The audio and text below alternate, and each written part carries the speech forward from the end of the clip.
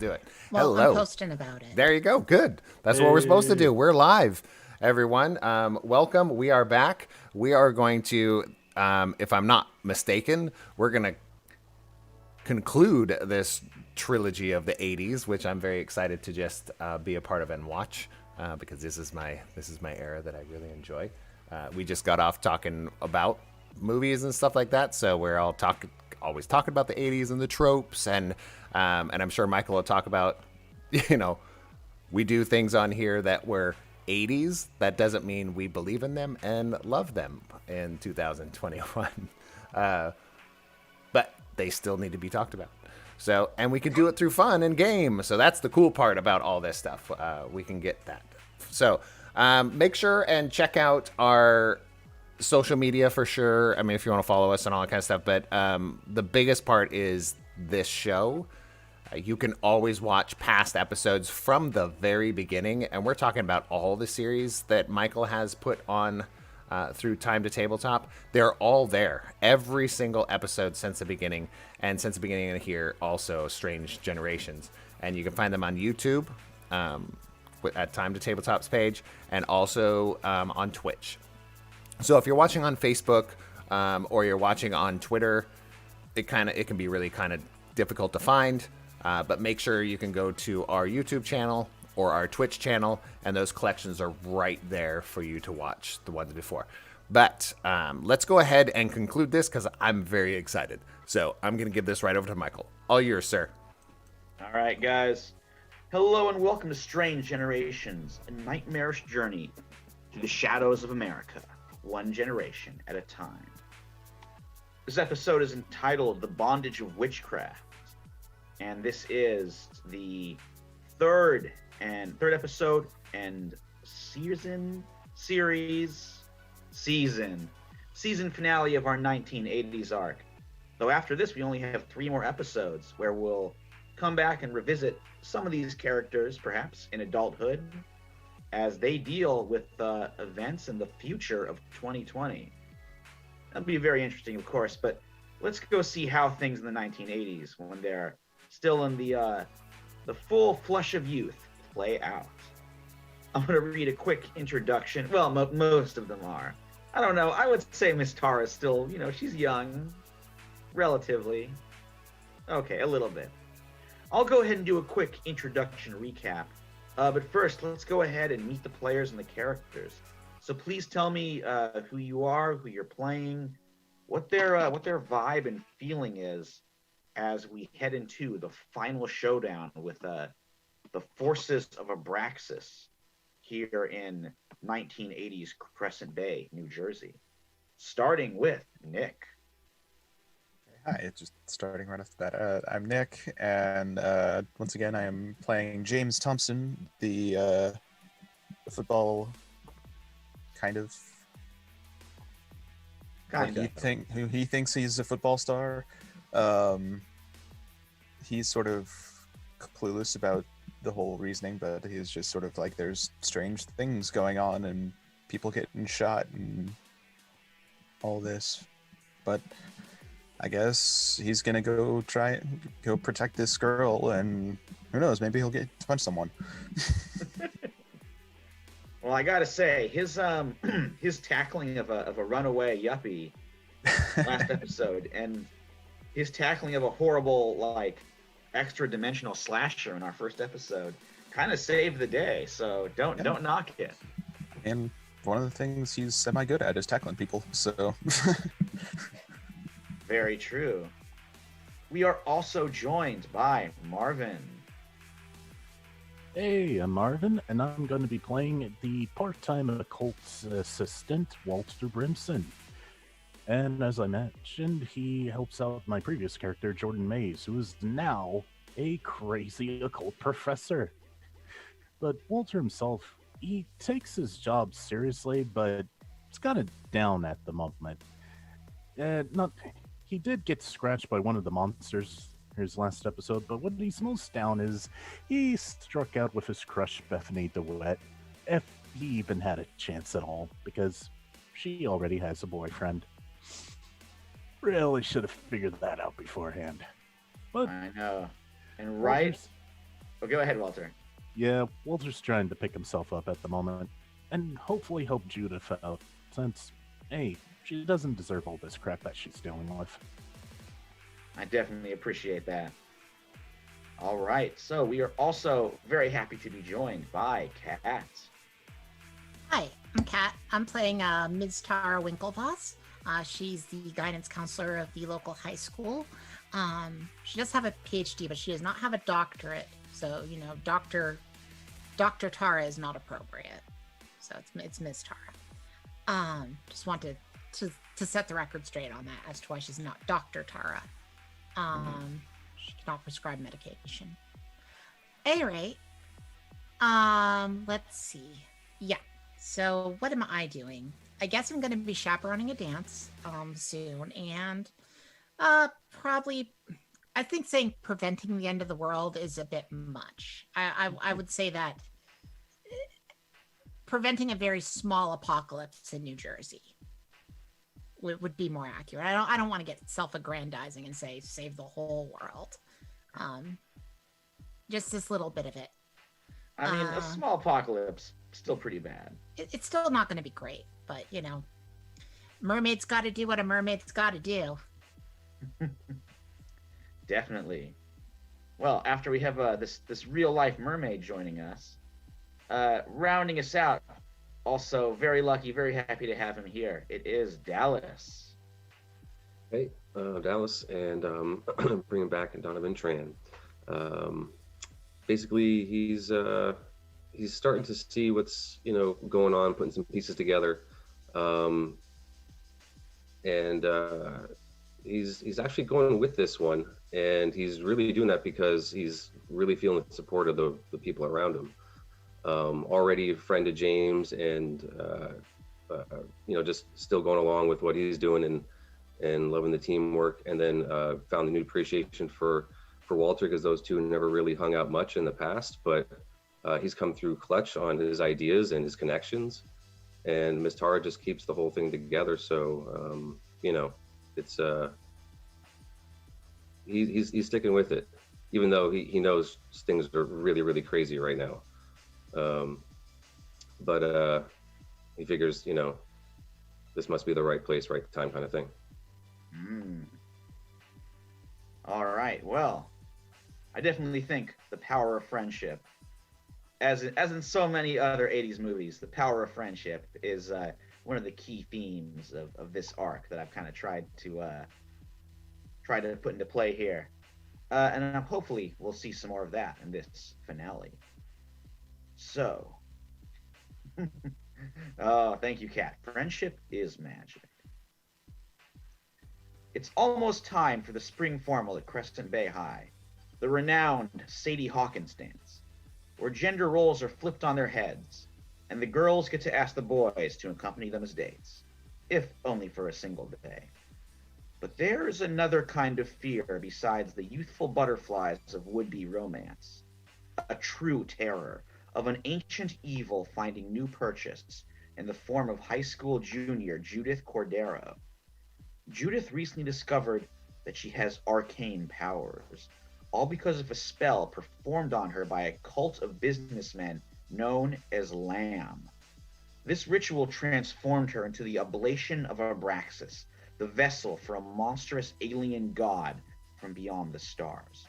But Judith's friends, wannabe football champ James Thompson, film geek Donovan Tran, aspiring occult investigator Jordan Mays, and Tara Winklevoss, the guidance counselor with a secret, are trying to protect her and save the world. They discovered that Lamb's plan involves corrupting Judith by weakening her mental and emotional defenses, allowing Abraxas to use her as a vessel.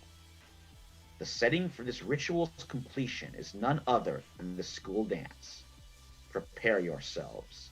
Abraxas is back from the depths of space and ready to party. All right. So we're going to go ahead and get into the action. We're going to do a scene with the boys of the group, James, Walter, and Donovan, and then we'll check in with Miss Tara in just a second. So, James, Walter, Donovan, On the eve of the dance, you guys have all been asked to go to Gregory's house, Gregory Goglio. Or actually, sorry, Gregory instead invites you to his girlfriend's house, Bethany DeWitt's house.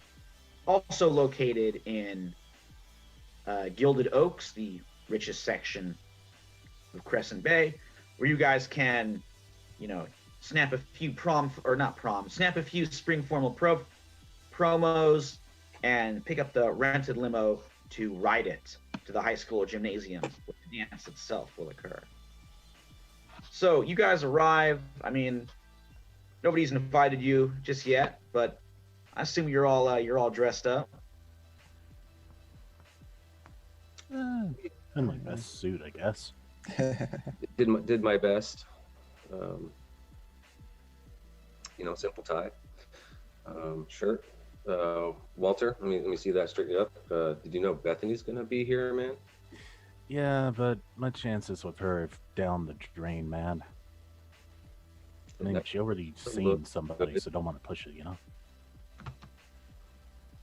James, are you rocking a rented tux, you think?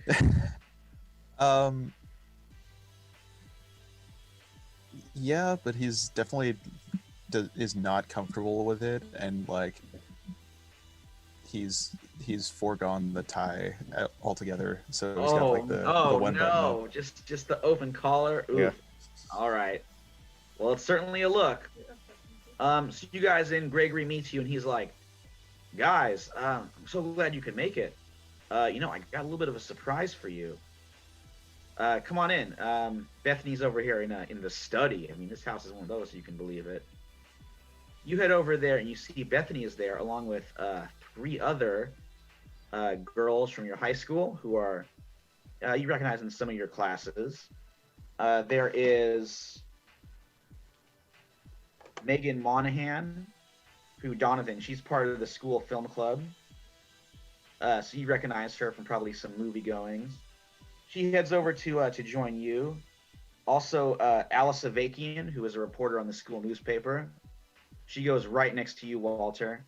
And then there is Kylie Kita, who is the captain of the Lady Bucks basketball team. And James, she heads over to you. Oh, okay. And Megan's like, Donovan, I'm trying to get a hold of you. Oh yeah? About what? Well, to be honest, it's about the dance. Oh, what about it? Has anyone asked you to go? Me?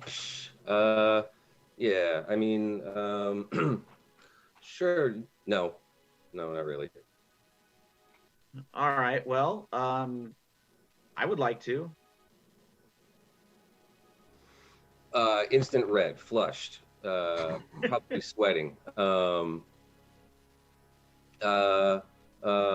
Me? Yes. Yes. Hey, we sat through the entire Krzysztof Kieślowski Colors series. I know, that was amazing. Oh yes, he's truly a master. So we can handle this. Yeah, get him talking about movies. He'll be okay and start like saying normal things. Oh, you're right. Yes, Miss Tara, I miscalculated. That is correct. Kieślowski's Colors series is from the 90s. I was trying to think of like a very long series of films that would be available then. Husbands and Wives by Ingmar Bergman. Yes. What's it called? I'll come back to you. The Russian Ark. Yeah. That's quite long. Yes, anything from Bergman, I think, would definitely be on rotation at the film club for sure. All right, Walter. Alice Avakian goes over to you, and she's like, Brimson. Hi, Alice. Fancy Hi. meeting you here. Yes, well, I actually came here because you're going to be here. Really? We don't Yes. really talk at all. So, Oh, believe me, it's not for lack of trying. I need to know what you and Doc Mays are up to. So how about I take you to the dance and you can tell me all about it? Really? That's all you wanted? You know you can just go and talk to the doc himself, right? I can even introduce you. Oh, well, that'd be great. But also, I wouldn't mind going to the dance with you, Walter, if that's okay. To the Oh. Sorry? Kind of drawing a blank. No one's really asked me to go with them to anything, but you know what? Well, I'd like to. You know what? I'd For like to for the too. story, I mean, just like, so I can interview you about, Doc Mays and Yeah, these yeah. things happening Of in course, town. just That's why. for the story, of course. They're both Yeah, trying to for the make story. excuses, aren't they? You can hey, you could be like my deep throat. Oh, oof. Maybe I shouldn't have said it that way. That's like, Yeah. you know ugh. what? Let's just go to the dance. Thanks. Yes. And then James, Kita approaches you and she's like, I'm asking you to the dance. You want to go with me? I mean, yeah, sure, why not? I mean, Sounds good. All right. So while you guys are relaxing, with your dates, limo's about to pull in. Meanwhile, Miss Tara, how are you getting ready to go to the dance, which you are chaperoning? Quick player aside, I meant Scenes from a Marriage, not Husbands and Wives. Husbands and Wives is a Woody Allen movie from the Right. 90s. It Scenes sounds from a familiar. Marriage was a miniseries by Ingmar Bergman that ran in the 70s, was often shown in movie theaters in the United States in the 80s. Ah, okay. It's very long. Yes, that Anyway. is exactly what I was looking for. Thank you. You're welcome. Let's see.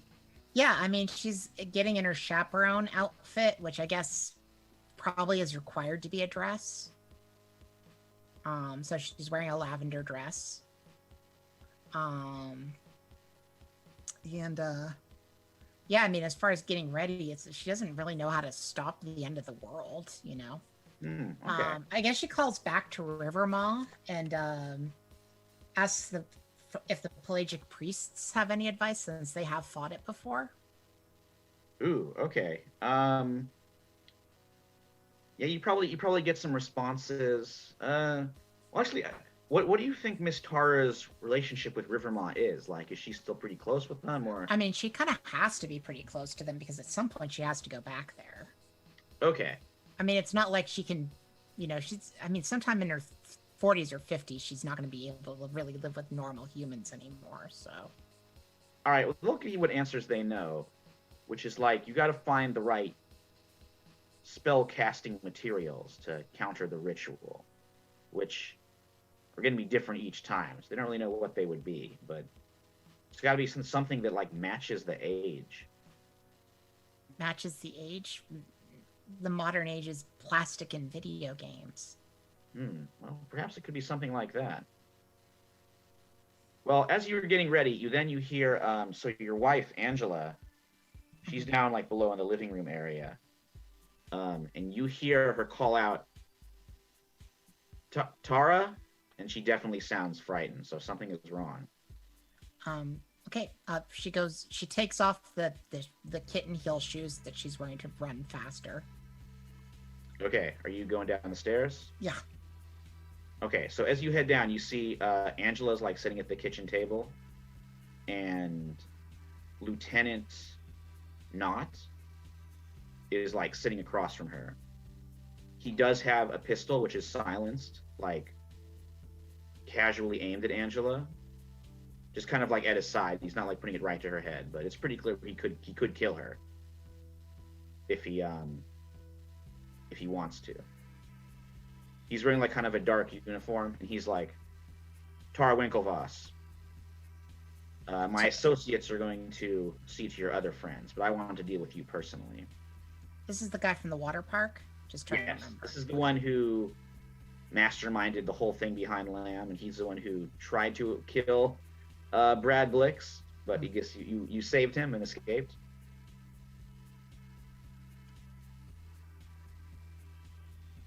He's like, put your hands above your head and go in front of me. We're going for a ride. Fantastic. Simply fantastic. All right. So Angie, he's this go- doesn't have anything to do with you, so be calm. This will be fine. Exactly. It will all be over soon. So he goes ahead and like gets behind you, Mhm. and he leads you out to a car that he has, which you can see that the driver is one of those creepers, Uh-huh. those weird like kind of oil skin, sort of chimpanzee-sized creatures. Yeah. And it has to like lean down pretty hard to reach the gas, but it can do it okay. So it's a pretty like nondescript, Chevy. So he's like he orders you like get in the passenger seat, Okay. and he gets behind you. And he's still keeping the gun at you, and he nods, and the creeper starts like driving away from your house, heading in the direction of the high school. I don't think I've ever caught your name, sir. It's Lieutenant Nolan Knott.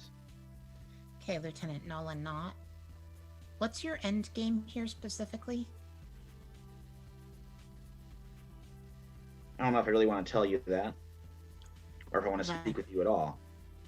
You are simply a means to an end. You know that keeping me completely in the dark about what's happening is more likely to lead me to being panicked. And the more likely I am to panic, the more likely there are to be problems for you. That's not me making a threat. That's me purely speaking on the basis of psychology, sir. So, in the interests of me not having a panic situation, which is honestly quite uncontrollable for your average human being, a few details might be helpful for me.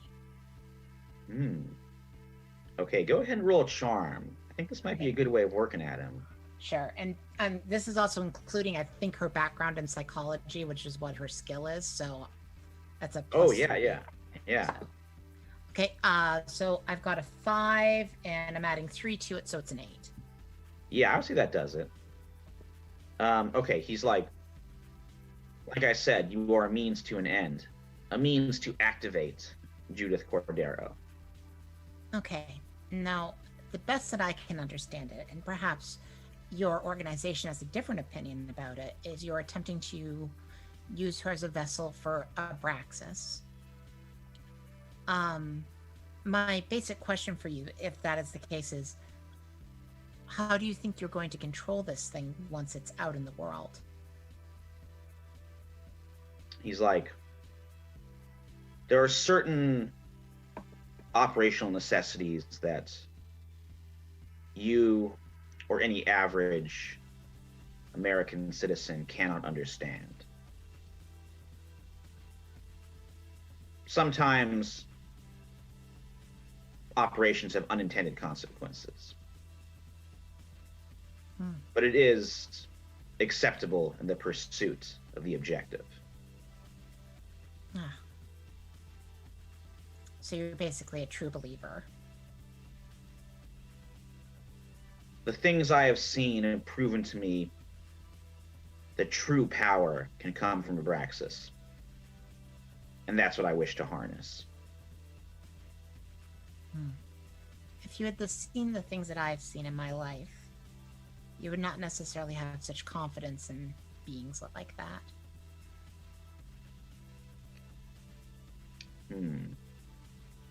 He's kind of pondering on it. I think by now you have like kind of arrived at the parking lot of the high school. They got a few parking lots. He's kind of taken more of the back one, the service one. This one's pretty empty compared to the front of the gym, which is where the other cars have arrived. So he's should like, really- oh, go ahead. You should really think about whether or not this thing that you're going to pull out of the ether cares at all about what you want and what you desire. You should think about how painful the way it's going to end your life is going to be. He pauses for a little bit and he's like I said, many of the missions that I've run have unintended consequences. This is no different. Now walk. So basically, she's not really trying to change his mind so much as to make him nervous, if that makes any Ooh, sense. okay. As to what her game is. Yeah, I mean, he's like, he's pure steel, but Yeah. you can definitely tell he's like a little, especially when you mentioned that, like, your experiences. Uh-huh. I mean, he's probably done like some research on you, but Right. I think like that definitely is like, oh, Okay, so I'll just He's kind of- say, I'll let you know one other thing, sir. In my experience, men like you are the ones that suffer the most in the end. whoa. Okay, so he's walking you into like kind of the back area of the gymnasium. Instead of taking, like the hallways that kind of connect to it from the school side. Mm. So, meanwhile, let's pop back into the DeWitt house where James, Donovan, Walter, and their dates are like hanging out. Bethany's got a camera, snapping a few quick prom photos, and then the limousine has pulled up outside. But before you guys start heading out, Bethany's father shows up. This is Douglas DeWitt. Mhm. So he walks in from the side, and he's like, "Girls, why don't you go freshen up? I've got to have the talk with these gentlemen here." And Bethany's like, "Okay, don't be too scary." And they head into the other room. And then DeWitt looks you over and he's like, "I'm sorry, boys, but well, if you were in my situation, you'd understand." And he takes a pistol out of his coat, Uh-oh.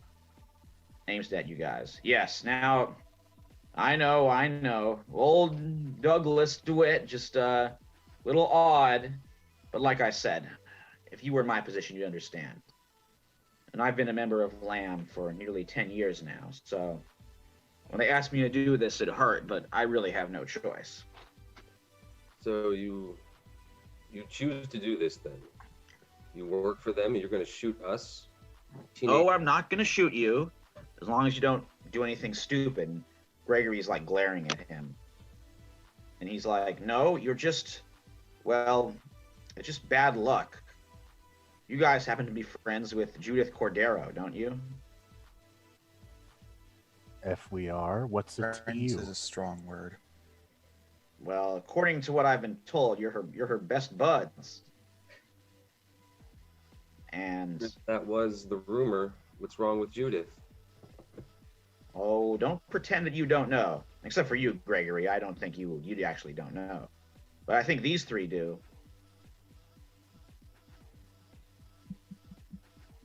Honestly, does Gregory know anything of what you're doing, Mr. DeWitt?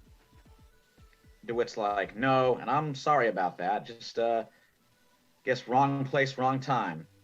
But hopefully it will all work out." Hopefully so why it'll not all just work let out. him go? Yeah, why not? Gregory's like, "I'm not just walking away, man. These are my friends. James is on my team." Greg, this is not your scene, dude. Douglas is like, "Well, look, if I did, he'd probably just run over and he'd warn the girls back there and probably call the police. It would cause a whole thing. Warn A them real of what? snag. I appreciate your concern for your friend, but I don't think it's going to happen." So wait, if you do shoot us, how are you going to explain that? And Like I said, I'm not going to shoot you. You're just going to come with me into the limo. You're all going to get into the trunk. It's got a big trunk. And then I'll drive you to the spring formal. But you do know who Greg's father is, right? And who he knows If you don't, then maybe that is why you pulled the gun out on him. That wasn't very smart, mister. Ooh. He's like, well, there's been, rumors, but I didn't think. And Gregory's like, oh yeah, those rumors are true. So you Nice. can tell, yeah, Douglas is now getting very scared. And he's like, look, I'm in a lot of debt. This house, like the way I live, all the things with, stuff for Bethany, like it's got a cost. And Lamb helped me fulfill that as long as I did what they asked. And that's what I'm doing now. Don't make this any harder than it has to be. Just come on, outside, all of you. Has the lieutenant actually told you what is planning? I just do what I'm told, and then I get the money I need to keep on living like I do. That's what matters, right? Everybody's doing that. Right.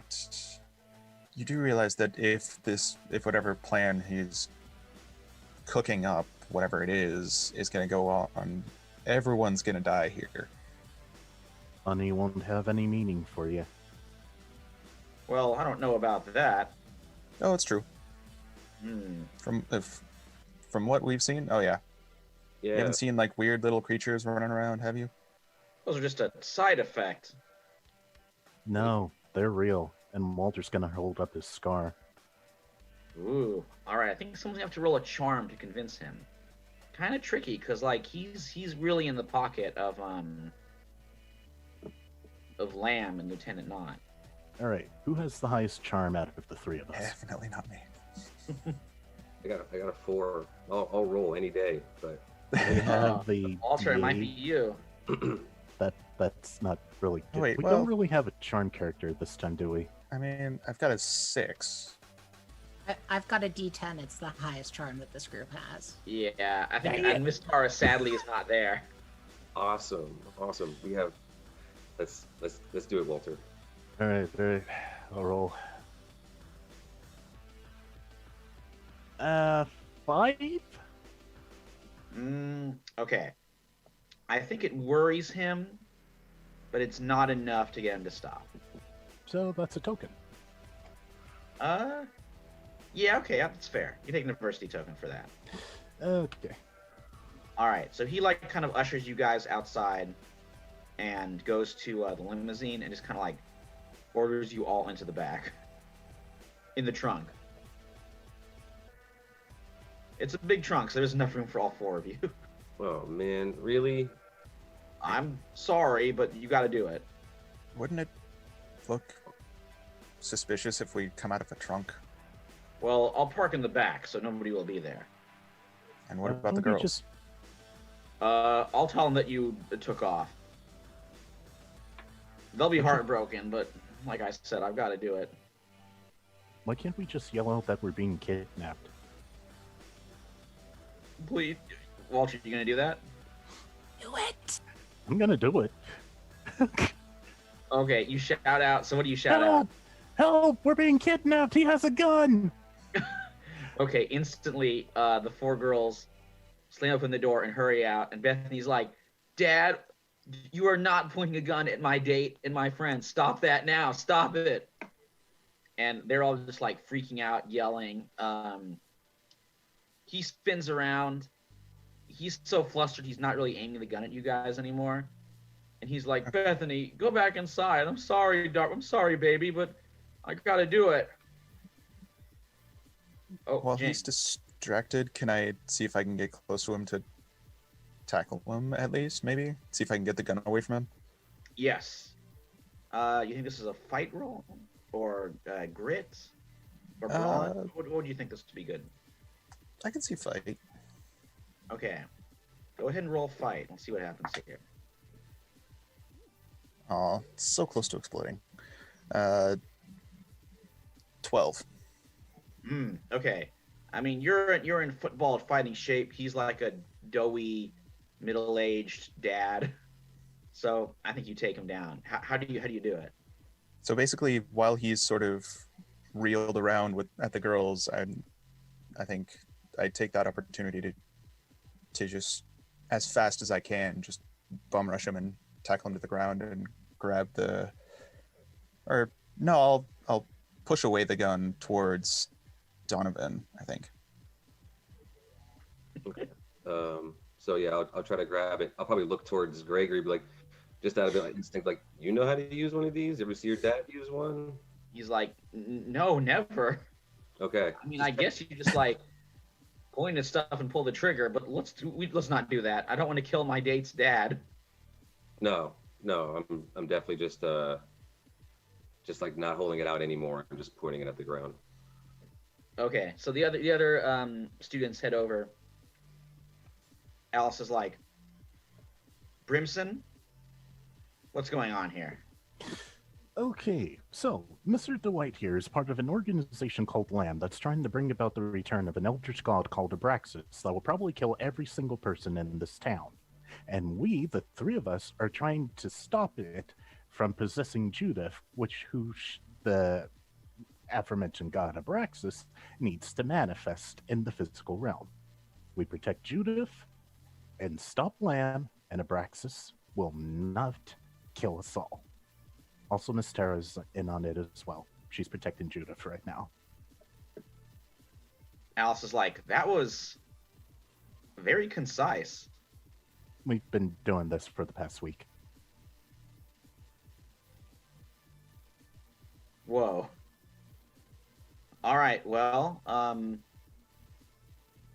guess we can. Bethany's like, Dad, you can go back in the house. I guess we're going to prom. Also, you are too I mean, used the to spring this, formal. Bethany. What's that? You are too used to this, Bethany. Bethany's like, oh, don't worry. The freak out's coming later. Right now I'm running on adrenaline, and I guess, like, I'm still, like, Judith is some kind of weird messiah, and my dad's in on it. And I will say what Judith can do is pretty dang awesome. All right, well, let's hope she's there. Don't worry, Miss Tara's got it. Okay. Oh, and I should say, Judith was going to go to the prom separately, so she'll be able to, like, she'll drive over and arrive by herself. I appreciate that they're putting so much faith in somebody that has a D4 in fighting. Oh boy, you have other strengths. Okay, so you guys all hop into the limo. I didn't realize it was a limo service. I think it was, and I think DeWitt just like bought it or rented it, and he was gonna throw you in the trunk and drive you. So one of you guys hops in, drives the limo, with everybody else packs inside, and you cruise over to the gymnasium. On the drive there, wanted to make a plan with Alice. She's part of the newspaper, so maybe she can help investigate. Well, the school newspaper, but yeah. Yeah. But maybe she can help with, like, spotting anything that might be trouble. Okay. They'll work out a plan on the drive. Okay. So, all right. So, you guys arrive at the school. You head into the main parking lot where all the other kids have parked their cars. They're all heading inside. The theme for the spring formal is where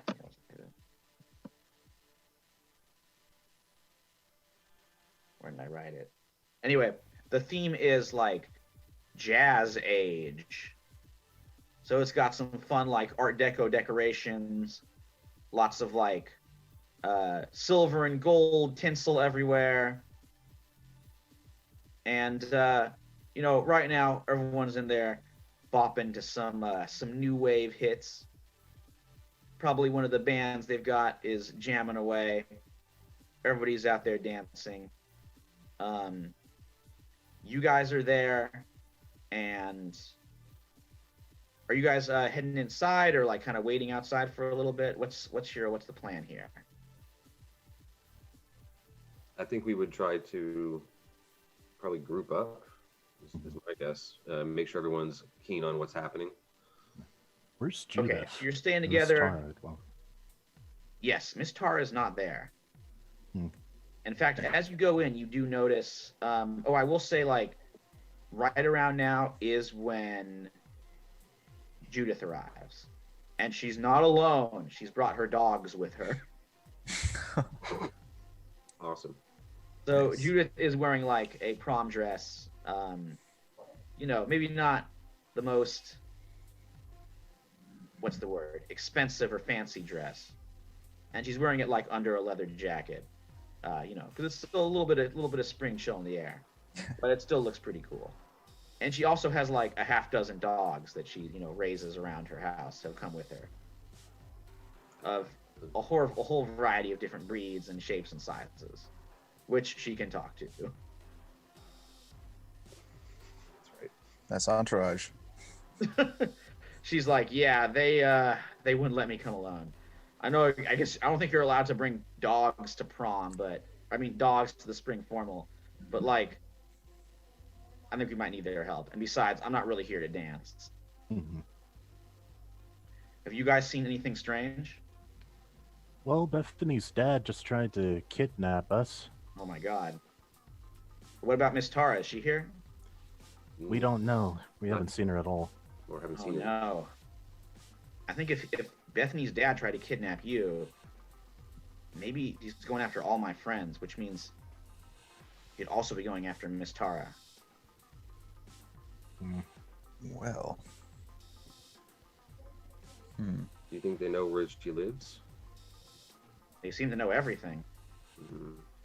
All right, so so go ahead, Miss Tara. We'll check back with you in just a second. This will be kind of our. I was actually going to do a thing for Judith since I am partially in control of her. Oh, yes, please. Yes. I was going to say that she tells the animals to sniff out Miss Tara. Oh, excellent idea. Good idea. Okay. Oh, let me make sure we have the right amount of psychic energy tokens. So starts out with 7, and this will cost 1. That's Is that fine, I okay? think. Okay, so now she has 6 out of 7. People are okay with it.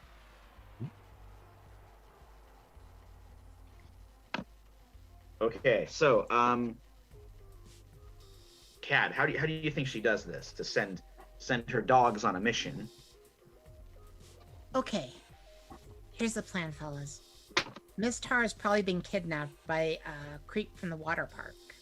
Now, last time I was with her, she gave me a t-shirt for this band called Megadeth. And it should smell like her. So, and I've been carrying it around with me for no good reason.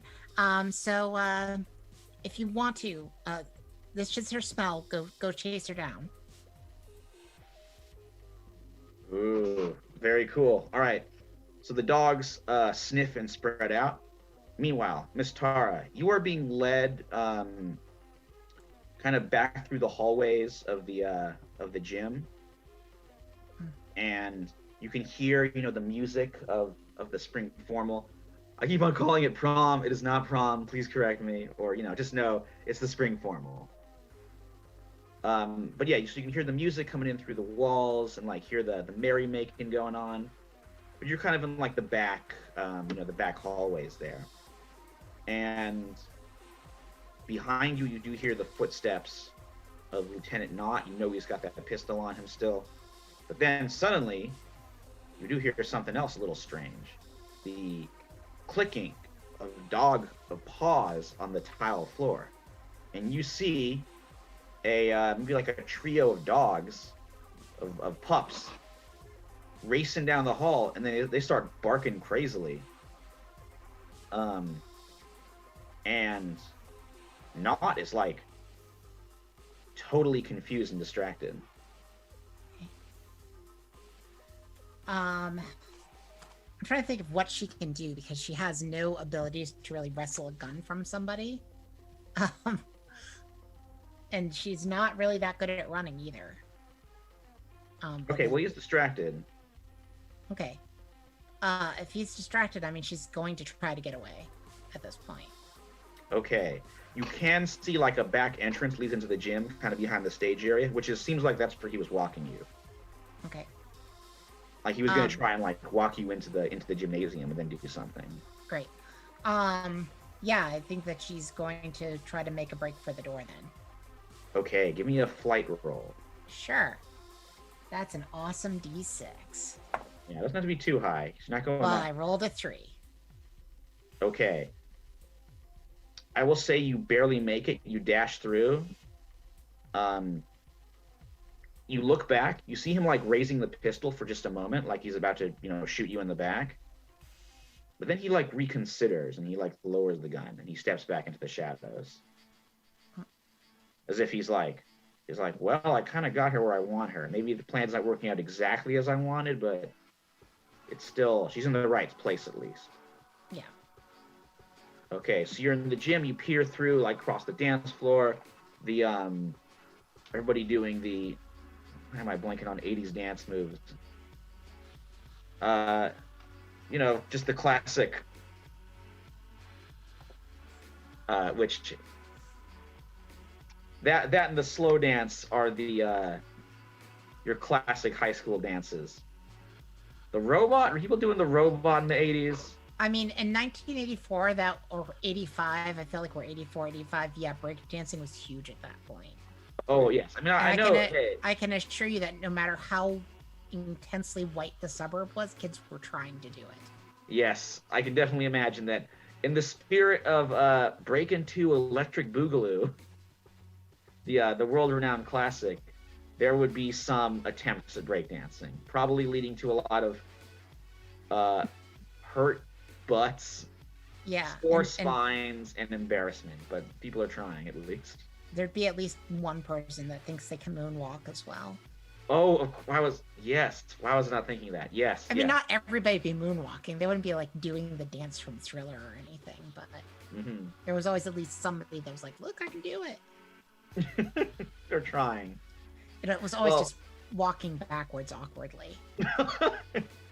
So, past some teens walking backwards awkwardly, you do see the students who you've been kind of keeping an eye on, along with Judith, and some new kids there, all in sort of a cluster in like kind of the corner area.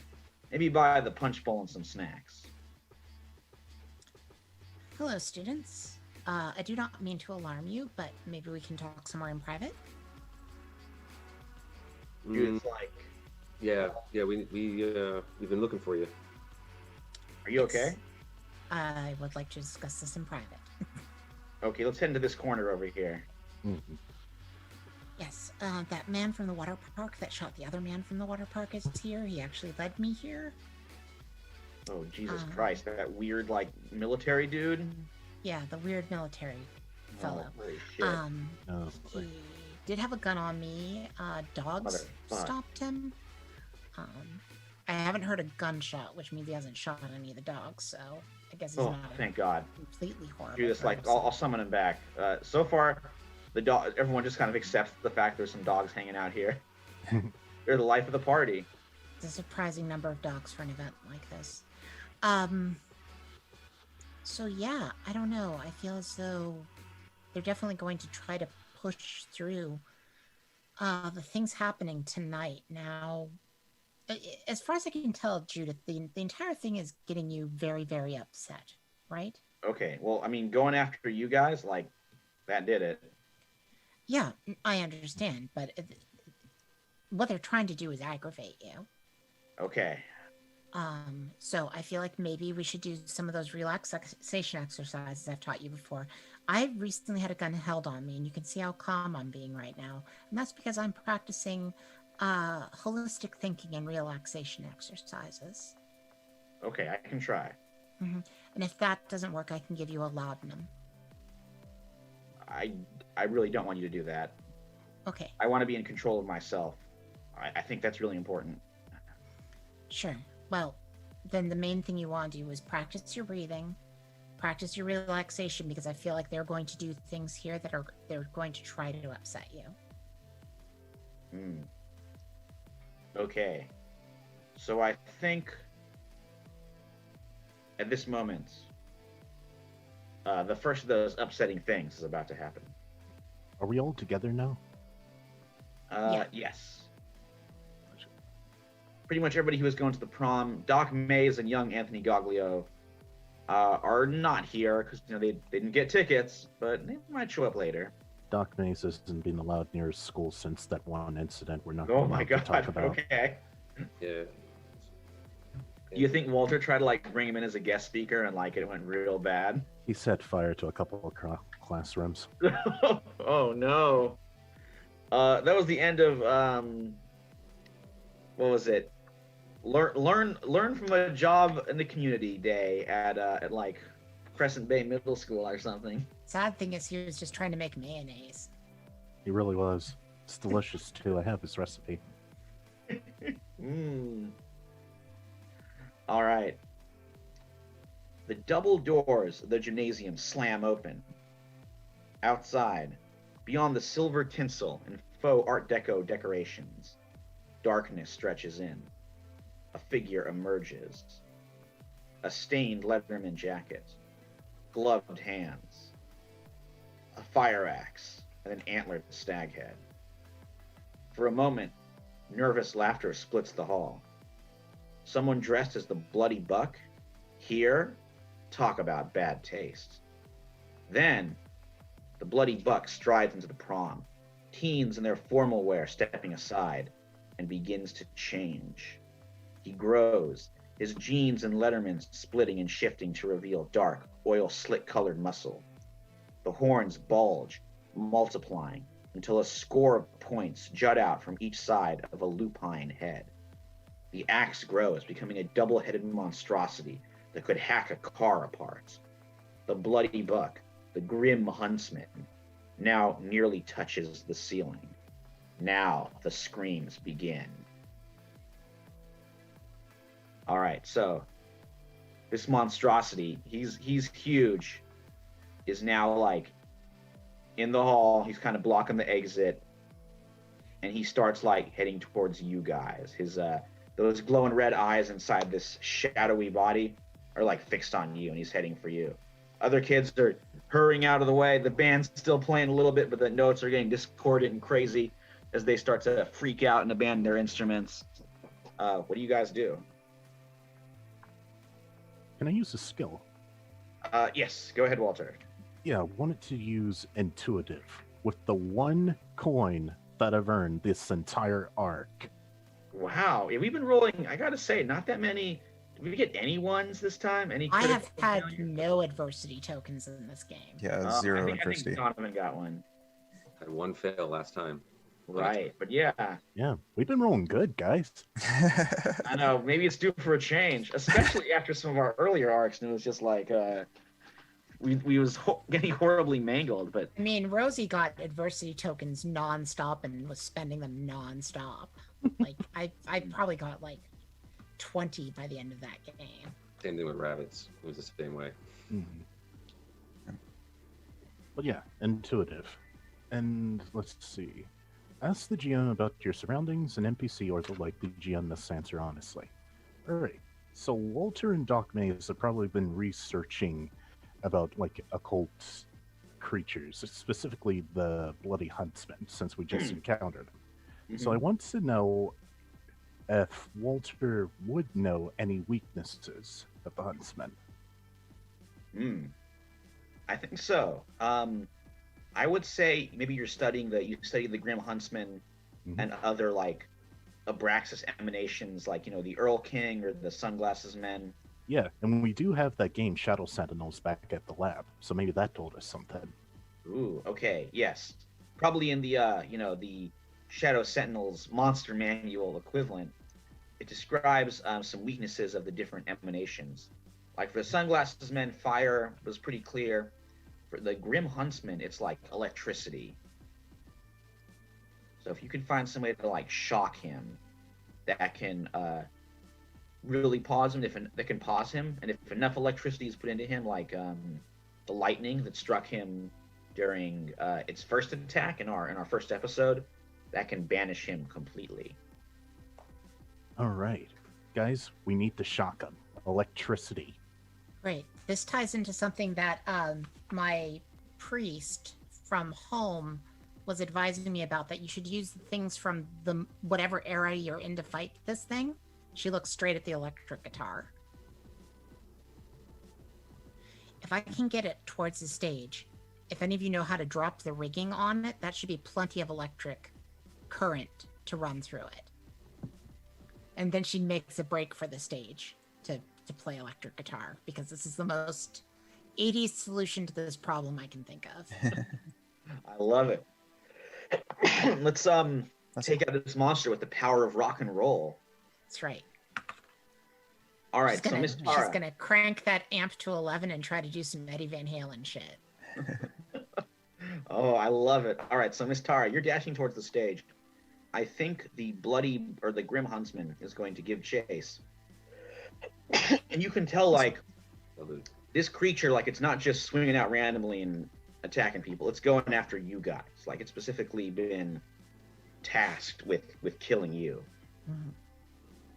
So Miss Tara, it is going to try and chase after you unless one of your friends can find some way to distract it or ward it off, or maybe shoot it with use of power. What do you guys think? Yeah. My goal was probably going to do dodge and weave. Once you say he grew to the size of the ceiling, all efforts of fighting like left Donovan's brain. But he's decently quick. So my goal was to start throwing like sort of the table items at him, because sometimes the dances have like those centerpieces on the tables and stuff. So Definitely. Get his attention and then have sort of the chase happen. All right. Also, you chuck like a big, trying to think of a fun Art Deco, like a cool silhouette of like a fedora, very Indiana Jones, and you just like hurl it at the Grim Huntsman. Not hard to hit because he's pretty big. And then that like big head shifts around, those huge eyes, the baleful glow settles on you. So go ahead and give me you said you're kind of weaving around it, trying to like dodge. Yeah, I'm trying to get the attention, but pretty much, dodge and weave. I'll try to lead him towards the stage now that Walter mentioned what he did, and Miss Tara sort of yelled out and ran up there. Okay. So Go I'm ahead, trying to give give her a chance to run. She's on All her right, way. I like it. Go ahead and give me a flight roll. Okay. You think that's what that's the one that makes Yeah, that's pretty much what I was going for. Because no way fighting, no way am I trying to take the hits, brawn it or nothing like that, or trip him. I'm just So, oh no, that was a D10. Rolled a 1. Oh, okay. I guess we did I speak have- about those good rolls. Oh, sorry. Go ahead. I have, let's see, I have tough. So if I lose a combat roll, it's not combat. Never mind. I was trying to run. So that doesn't work. Nope. Protective doesn't work. I'm eating this one. Yep. I have no adversity tokens to spend to help you. I have 1, but it's a 1 anyway. So it Yeah, it's a 1 that's not gonna. I Okay. Oh, James. Could I sort of, seeing him stumble, could I sort of try and interpose myself? That's the word, I think. In between the two. Well, I think there's gonna be some consequences for this, but Sure. definitely afterwards. Yes. Okay. Oh, no worries. All right. So Donovan, what do you think messes you up? Like, how do you beef it? The primo custodial staff, who's always on point, waxed the floor so good. Oh no. Heel, I just slipped in my dress shoes because I'm not wearing my sneakers. So boom.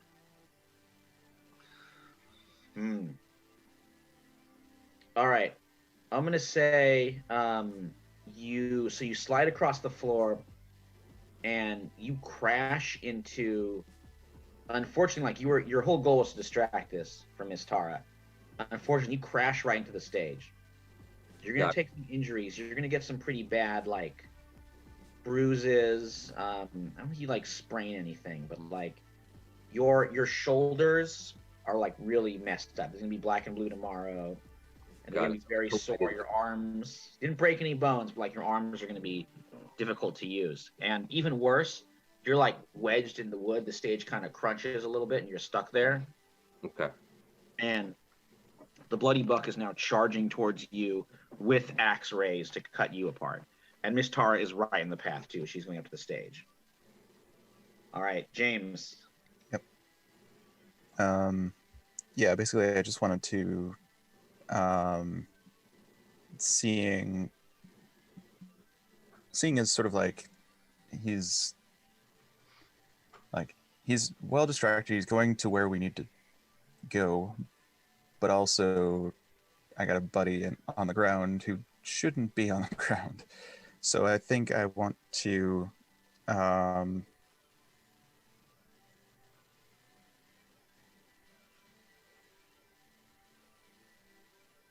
I don't know. I'm trying to. I guess. Yeah, I'm pretty much just going to sort of get myself in front of Donovan, like in between the buck. Sort of. Okay, you're not gonna like do any tactics. You're just kind of. Not right now. I think we just want the buck to sort of get closer to the stage. So, okay. If I can, I would like to sort of either get Donovan up and like moving, or just sort of maybe just sort of get him away from the path. Right. Okay. Why don't you give me a brawn roll to help him up? Because he's kind of dazed after that. After sliding, zooming across, and smashing into the stage. Breakdancing mishap. 4. Okay, I'll see you get about halfway up. He's not too hefty, but you know, it's a little tricky, a little unwieldy, and now the Grim Huntsman has closed in. Miss Tara. I was gonna have Judith do a thing. Okay. Dogs everywhere.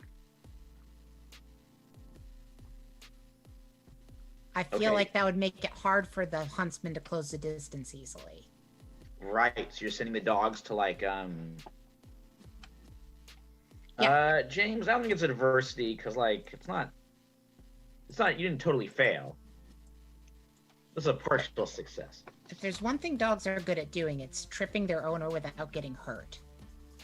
Ooh, all right. So you're and there are like 15 dogs here, all basically doing the thing where they're leaning inappropriately against the hut.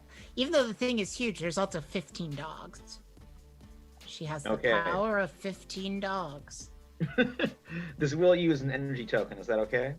If everybody else is cool with it, I feel like. Because the intention isn't, I think, to completely stop this thing from moving to the stage. It's just to slow it down enough that Ms. Targ and Walter can get there, right? So for we get 5 of these things since it's the end of the arc. This arc. Oh yeah, definitely. Yes, you currently have 5 more. Yeah. So let's use them. Yeah. So dogs everywhere. Because there's nothing Ms. Tara is going to be able to do to make her escape better. But I'm hoping that if I throw one of Judith's powers at it, that I can. Absolutely.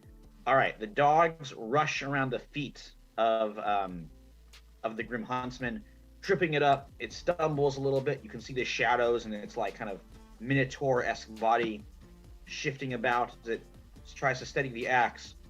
And James, you're able to get Donovan to safety. Okay, Walter, I think you want to do something as you're while the Grim Huntsman is distracted. Yeah, I think I was going to be dropping the lights on it. Okay. So there are like these big, floodlights, spotlights, colored lights for the dance. There's some like ladders and some catwalks up above the gym. Are you like heading up there? Yep. Drop the line set. Okay, you rush up. How are you dropping the lights? I'm not. What's your kind of plan to do this? I think we need to do it. I think the plan, Michael, was for Ms. Tara to be doing the thing that causes it to hold still for a second. And then right. Okay, and then Walter drops the lights. Okay. Yeah. All right, I think I got it now. Okay, so Ms. Tara. Sorry, I was gone for that bit when we came up with the plan, but. Okay. Well, I think does that Walter, does that plan like kind of make sense to you? Mystara holds it in place. James got Donovan out of the way. Drop the lights on it. We'll cause a bit of electric shock to it, and hopefully take it out. Yep, sounds good. All right. Okay, so Miss Tara, how are you? I know we talked about using the power of rock. What does that look like? I'm doing the power of rock. She's gonna take whatever guitar was up there. Hopefully, probably a Fender, based off the period of time. A lot of people had like Frankenstein guitars at this point because of Eddie Van Halen, which is basically a Fender that you've put really hot pickups into. So she takes that, turns that all the way up, turns the amp all the way up, kicks on the awesome Boss DS1 distortion pedal, and just lets loose with her face melting solo, which should hopefully be really gritty. Wow. I mean, we knew Miss Tara was a woman of eclectic tastes, but who knew that she could shred? Well, we'll see if she can shred. This will be when the D20 totally betrays me. Okay, and I think James also had a suggestion too. How'd the roll go for the shredding? The shredding is a 12. Okay, I would say it's a pretty gnarly solo. Yeah. She leans in the microphone, goes, "This is called eruption," and then she plays eruption. Oh, I love it. All right, so as you are ripping your way through that solo, James was suggesting Judith would use one of her. What power was that?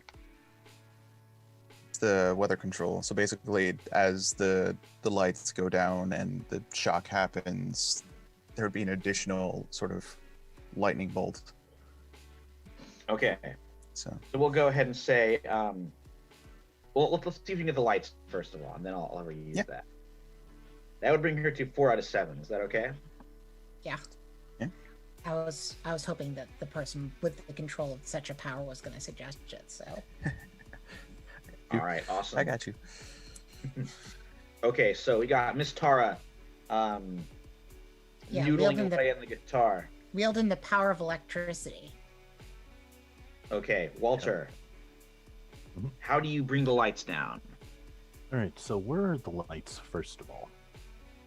I would say there's a catwalk, above the gymnasium, and that the lights are like looking down from there, so you can adjust them. Cool. Ripping them free and hurling them down might be a little tricky, unless you've got like a tactic or a method you're using, or just like trying to wrench them free and hurl them down. What do you think? I mean, old school theater, if they're all on one pipe. Yeah, drop the pipe. Yeah. Drop the entire pipe. Okay. Yeah. Yeah, and I figure Walter's kind of used to unscrewing things working at the lab. Lord knows how many times I've had to make adjustments to the the doc's equipment. Okay. Maybe I'll make you do a real low brains roll. Unless there's like a 1 or a 2, you'll probably pass this. I have a D20. This should be good. I rolled an 8. It Okay. wasn't as good as I thought it would be. Well, it didn't need to be. I mean, you're just unscrewing some stuff, so. I want to know that my. Oh, go ahead, Miss Tara. My roll to play guitar was an 11 on the die, which makes me amused in a Spinal Tap fashion. Just it becomes a 12 because I have a +1 in grit, but my die did go up to 11. Yeah, this one goes to 11. Sorry. No. It's good. It's good to say that. We have to do. If we can throw in a Spinal Tap reference, we got to. All right, so the row of lights hurtles down, smashes onto the back and head of the Grim Huntsman. Is this when Judith uses her lightning? Yes. All right. Okay, James, what does this look like? So, I think, I would say, Judith has sort of been like figuring things out. It's like, okay, do that, okay, if that's electricity. And so as the lights go down, the eyes go white, the wind sort of circles her again, and like from, I would say, I'm going to guess that there's like probably a skylight or something, like, Yeah, that's fair. so you just see like a bolt of lightning coming in through the skylight, a bunch of glass shattering as it hits him, as it hits the buck. All right. Yes, this lightning curls down, crashes like right into its head. It radiates down the horns. You can see like it mixes with the fallen. It like amplifies the electricity that was coming through the lights, and the whole thing like just shakes and rocks and shivers, and then starts to like curl up, crackling in, looking like some bacon that's been in the pan for a bit too long, rolling up, getting smaller and smaller, eventually becoming this dark lump on the dance floor. And then, oh, okay, yes, we should say, and then it spreads out into this puddle, and then it vanishes completely. And Miss Tara is pointing out that when dogs hear heavy metal, they go nuts. So to add to the chaos, we got a whole bunch of dogs just dashing around. Probably lots of barks and yips and whines are going on, and their tails are just waving like crazy for their excitement as the Grim Huntsman is defeated. At the end of her awesome solo, she goes, "Thank you, Satan," into the microphone. I mean, are you sure you want to do that? You are the guidance counselor here. Kids have to know about the power of Satan. No, All right. no, it's fine. I'll say like instead of that, she'll say, "We salute you."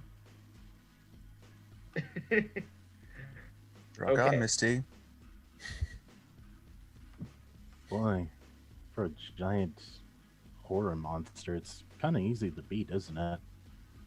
Well, isn't it sort of the bigger they are kind of thing? Although that wasn't very hard fall. Also has abilities that we can possibly not even dream of. So. And, you know, as the motivational poster in my office that was there when I moved into my office says, teamwork does make the dream work. Plus, we have a literal monster manual with us. Mm-hmm. All right. The important thing is, Judith, are you still calm? Are you doing okay? That's a good question, because unfortunately, using those powers, seeing this monster attacking your friend, especially when Donovan was nearly killed, it's really getting to her. You can tell, like, her face is drawn. She's, like, panting. She's trying to do the breathing exercises. But she's just like,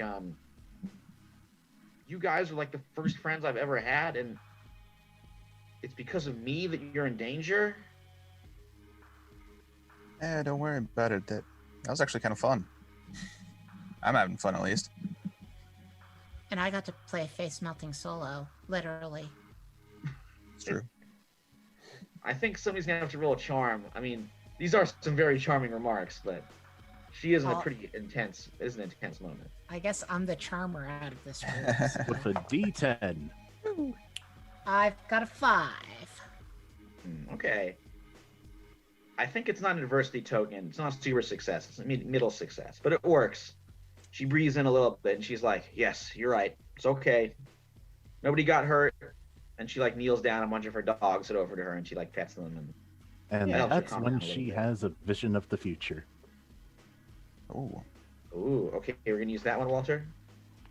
If everyone's all right with that. Sure. sure. Why not? All right, I like it. Let's so now squeeze she this has- kid like a lemon. Oh wow. Well, I think you guys. I'm trying to remember if you got Charlie down. I'm thinking of our last power character, that alien. If you guys took Charlie down to his limits or their limits. The Pretty dang last- close. The last game with Charlie, we didn't even use him at all. Did We we? didn't, did I thought we? we Showed up Like, at the end. we did at the he at the showed very up end. at the Yeah. very end. And he didn't do anything. No, he did. Did he? It was through me. Oh, he moved the trees. Yeah. He Okay, moved the he did trees. one He did thing. a few other things, I think. Yeah. Oh no, I healed someone. I I did a whole Well, bunch yeah, of yeah, stuff. yeah. There was the, Yeah. that's right, because I It's slit basically your throat. me as the conduit. Yeah. I mean, I would say bringing a character who died back to life, or like No, that was really important. died. It's a big thing. Mhm. It's All right, so vision of the future. Mhm. Okay, so Tara, like not Tara, Judith. Suddenly, she flinches. She puts her fingers to her head like she's like a terrible migraine dripping through her skull, and she sees. Maybe it's not quite the future, but something that happened pretty recently. She sees the trailer where she lives with her mom, and there is a unmarked, unremarkable Chevy like packed out front, and then you see Lieutenant Knott like walking out with her mom like slung over his shoulder. And he throws her in the trunk of the car, gets into it, and speeds away.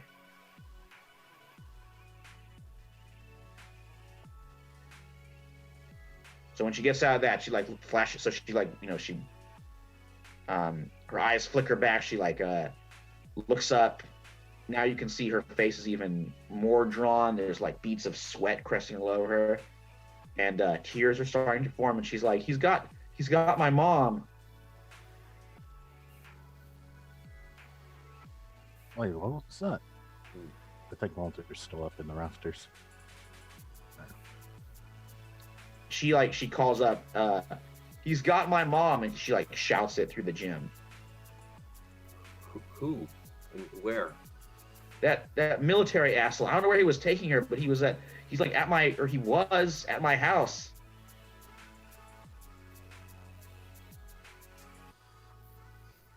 Well, what are we waiting for? Way there? We should. Well, just then. Oh, go ahead, Walter. Nah, you go ahead. Okay. So just then you hear on the intercom inside the gym like crackles to life. And you hear it is Lieutenant Knott's voice. Or Lieutenant Snott's voice. Lieutenant Knott's voice. And he says, "Judith Cordero, go outside to the adjacent football field. Your friend should come with you. And I want all of you to know, my operations always succeed."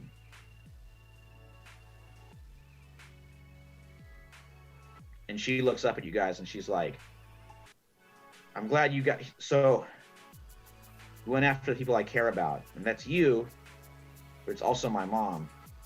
So he's got her out there. I guess he's gonna do things to her until I'm ready to welcome Abraxas. I gotta go after her though, I have to save her." Oh, Miss Tara, I think you're muted.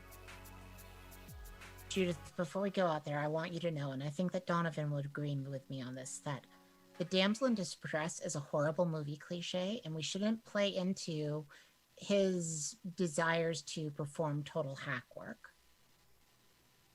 I think that your mom's stronger than that.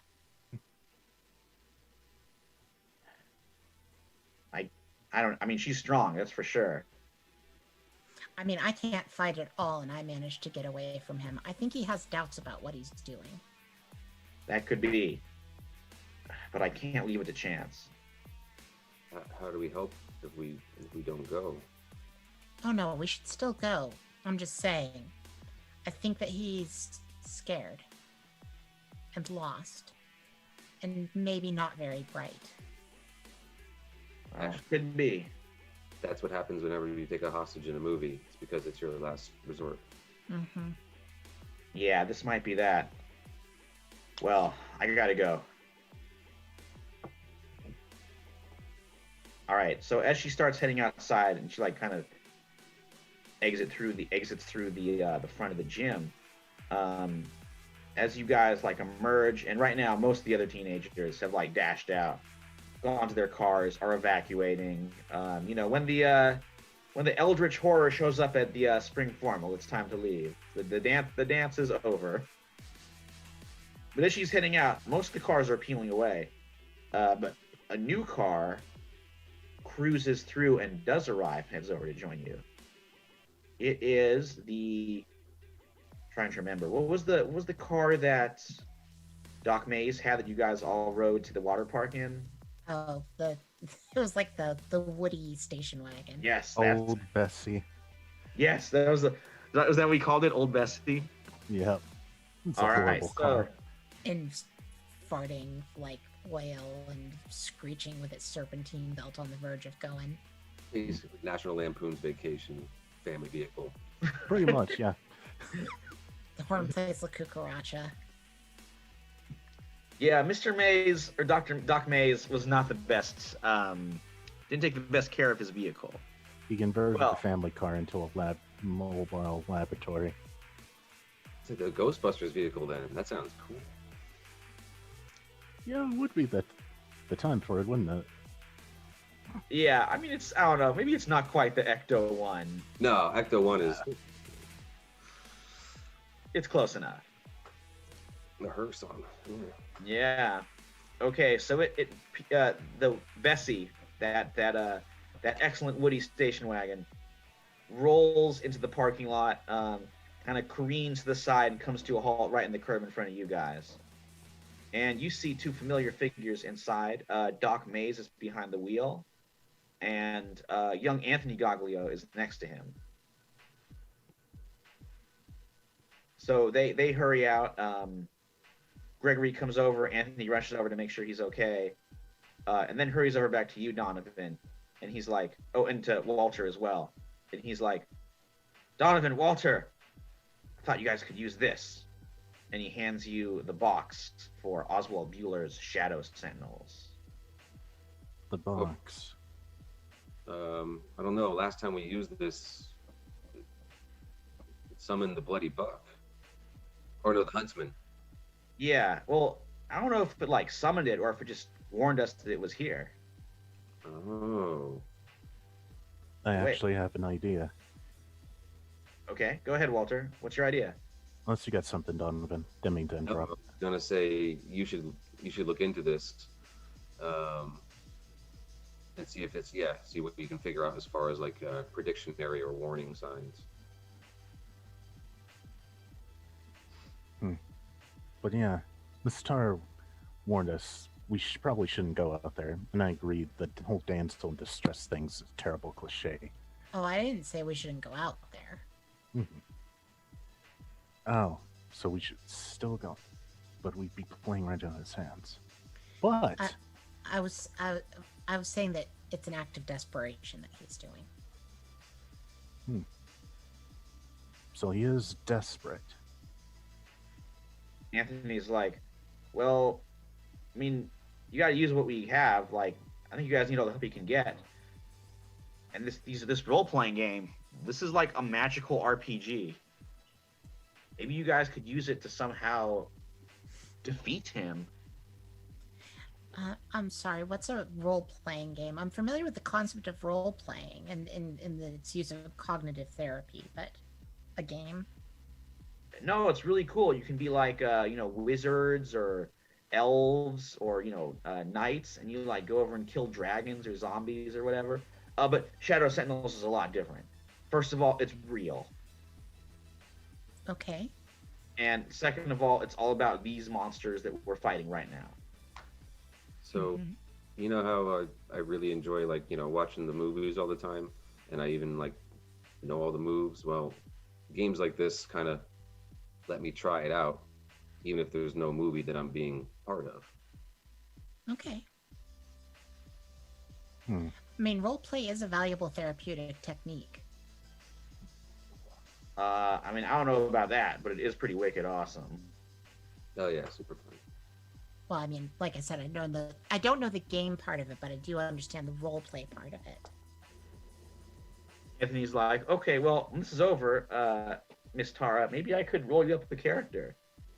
Okay. But All right, Anthony, well, here's the game.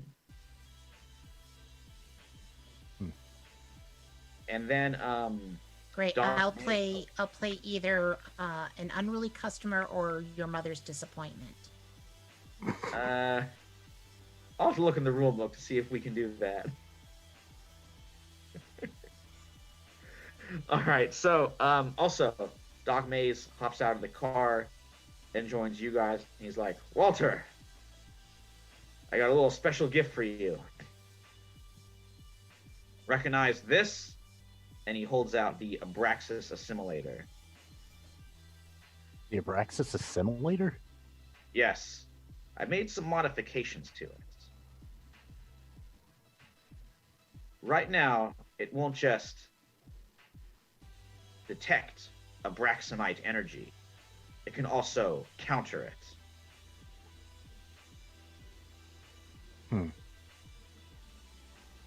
What you work is you strap the pack over to yourself. It will perhaps use a little bit of your life energy, but that makes it effective. And then it sets out a beam, highly charged negative particles, straight into the Abraxanite entity. It crashes with their own atoms that are of unearthly origin and should banish them back to their own dimension. Okay, so it's basically just like a laser gun that kills Abraxanites. In layman's terms, yes. Alright, works. All But right. back to my idea with the game itself, though. Oh, It's yes, kinda go good. on. And that you brought this stock in case this doesn't work. But the game, is it able to summon creatures under our control? I mean, I've never tried that, but Um, I don't see why not. I mean, You know, however, if control can be a very loose term when it comes to these entities. I've seen myself how it rarely goes how the summoners plan, but perhaps in some way it could be useful. What are you thinking?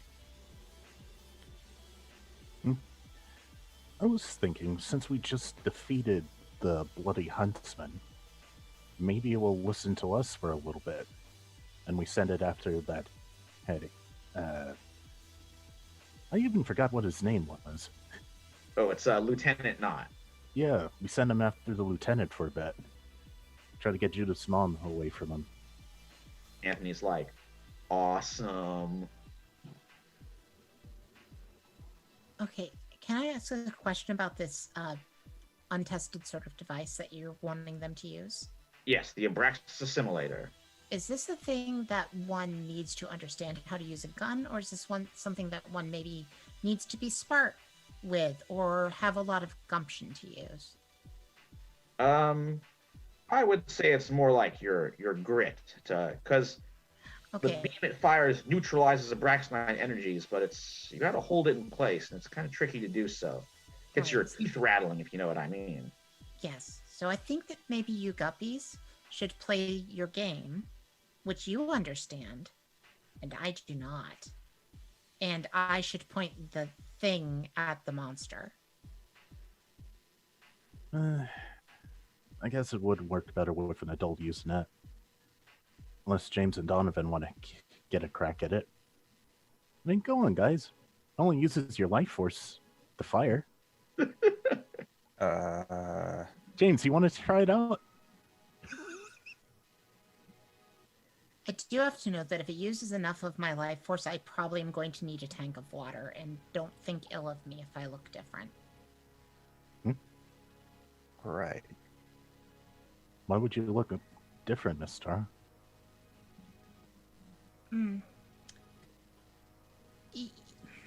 Most people have puberty. I have 2. You can tell Judith knows. Remember you told her last Yeah. last episode, but she's holding her tongue. I'm not like the rest of you. Just, if I become something else, please don't attack me. Right. It's embarrassing. Miss Tara, I just want to point out that we just killed a giant, like, bloody deer-headed monster from Legend. I think whatever you have that's worrying you is not as big as a deal as you might think, at least to us. Well, we should go, right? Okay, So I'm I supposed to point this at anything that's exhibiting a large amount of Abraxas energy. Yeah, Yes. like the Well- thing I'm about to summon. it won't totally banish it, but it will neutralize it for a time, stunning it, if you will. Okay. All right. I'll stay here and try and do some damage control work in my lab, and I'm going to keep young Master Goglio with me because, I would say a child shouldn't be exposed to such danger, but I've definitely did that to myself when I was younger than him even. Right. I don't want that happening to him. Yeah, So- I simply don't want people that are under the drinking age to be using a device that might remove a lot of their life energy. That sounds very wise. All right. Go out there and kick some ass. Nice. Don't worry, guys. I'll summon back up for you. I hope. Okay. Walter, you gonna try summoning it now, or do you want to head to the football field first? What do you think? Let's set up the game somewhere where we can get a look at everything. You could go up into the announcer's booth. Then you could see the whole field, but he's probably not going to notice you. I guess that means that I need to go into the middle of the field with Judith. Judith's like, that's where I'm going. I know, Judith. And I'm going to be there to keep you calm. Okay. Do you Yeah. need me to be there to be like muscle? I could be muscle. If you want to. I mean, if you're not into playing that game. I mean, I don't know. It didn't really seem like that interesting to me. I mean, It doesn't maybe seem that- if it doesn't seem that interesting to me either, James, but, you know, different strokes for different folks. yeah. All right. So it sounds like Judith, Miss Tara, and James are going to the field. Walter's going to try and sneak around to get into the announcer's booth. There's like big sets of bleachers around the whole football field. What's Donovan going to do? No, he's down and out. I mean, you can still walk around pretty well. You can definitely think, but just like you took a pretty heavy blow into the right. stage.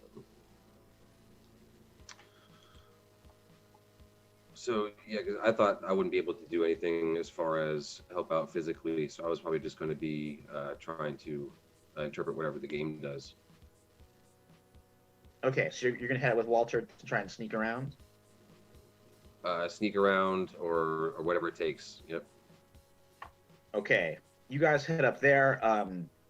I'll check back and see if you can like make it in there, or like, well, you'll get there, but like there'll be some obstacles coming up. Let's see what's in the field here.